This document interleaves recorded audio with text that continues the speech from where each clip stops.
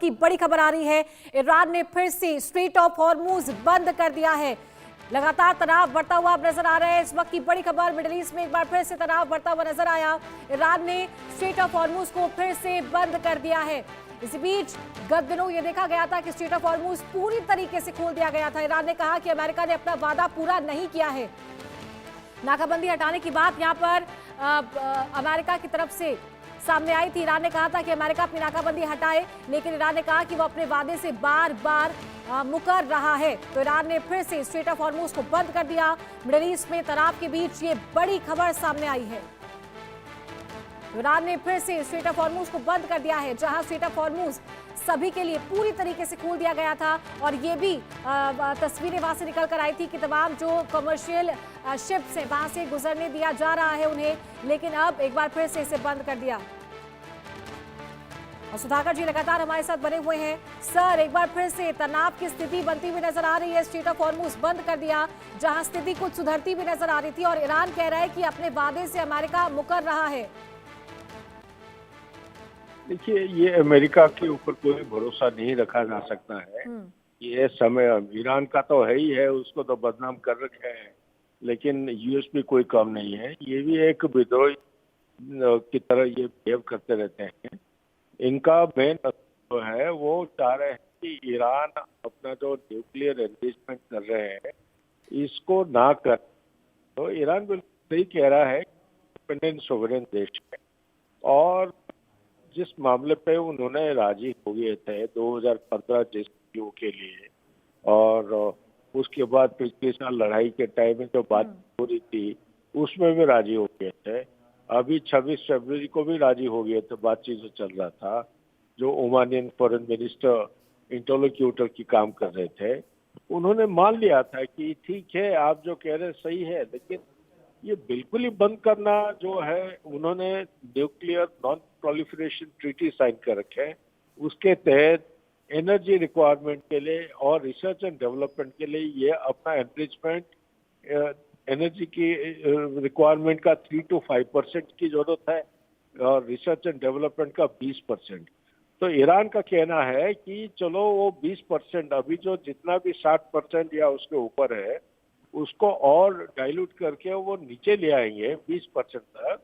लेकिन पूरा जो है अपने हाथ से वो बाहर नहीं निकालना चाहते हैं। अमेरिका कह रहा है कि नहीं, पूरा का पूरा एनरिचमेंट आप बंद करिए। आपके पास जो एनरिच्ड यूरेनियम 410 या 460 किलो है, ये आप अमेरिका को वापस करिए। ऐसा तो वो मानेंगे नहीं, बिकॉज उनका स्टांस काफी हार्ड हो गया है। ये 40 दिन लड़ाई के बाद आप देखेंगे कि ईरान काफी एक मजबूत वर्ल्ड पावर, ग्लोबल पावर के बराबर की रूप लेने लगा है। तो इसको अभी मेरे ख्याल से ये नहीं मानेंगे। इस तरह वो चलते रहेगा, फ्लिप फ्लॉप जो है। और अमेरिका को जो बात कर रहे हैं वो पूरा एक सही बयान देना चाहिए। ये नहीं कि सुबह कुछ कह रहे हैं, दोपहर को मना कर रहे हैं।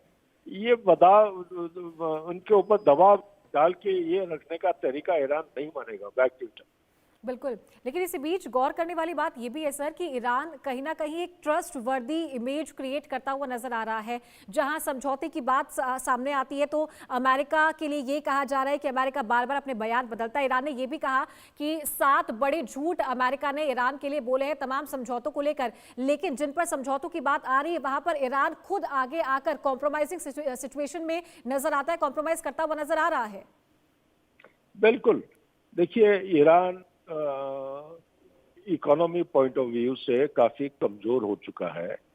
इतने सारे सैंक्शन इम्पोज कर रखे हैं, और ये 40-45 दिन के लड़ाई के दौरान बहुत कुछ नुकसान हुआ है। और वो समझते हैं, जबकि एसिमेट्रिक डेटरेंस उनके पास है, यानी कि कम दाम वाले जो हथियार उन्होंने बना रखे हैं, ड्रोन्स, मिसाइल वगैरह वगैरह, उसके तहत जब आप तुलना करते हैं, अमेरिका और इजराइल के पास जो हाथ हथियार हैं वो बहुत महंगे हैं, और उसको बनाने के लिए समय बहुत चाहिए। रेयर अर्थ एलिमेंट की जरूरत है, किससे? चाइना से लेना पड़ता है उनको। तो ऐसा हालत में ईरान जो है अभी समझ गया है कि ज्यादा इसको खींचने से पूरा विश्व में सबके ऊपर असर पड़ेगा। कॉमन मैन जो लाइफ है उसका लाइवलीहुड के ऊपर बहुत बुरा असर पड़ेगा। तो इसीलिए वो बातचीत के तहत वो मानने के लिए तैयार है कह रहे हैं हम मान रहे हैं। लेकिन आप जो जोर जबरदस्ती ये एनरिचमेंट को जो बंद कराना चाहते हैं और कह रहे हैं बिल्कुल ही हम खत्म करेंगे। अमेरिका का डिमांड था 20 साल तक एम्बिशन को पूरा बंद करके रखेंगे जी। और ईरान कह रहा था 5 साल तक बंद करके रखेंगे, लेकिन वो भी टिका नहीं है। और मेरे विचार के मुताबिक एक इंडिपेंडेंट सोवरेन देश होने के नाते उसके ऊपर इस किस्म की दबाव डालना ख्याल से ठीक नहीं है। बात फिर हाथ से बाहर निकल जाएगा। अभी वो मान रहे हैं, हो सकता है कि वो ना माने, क्योंकि चाइना और का अभी तक जो मदद चल रहा है, हो सकता है आने वाले समय में कहीं उल्टा ना घूम जाए, फिर अमेरिका के लिए काफी महंगा पड़ेगा।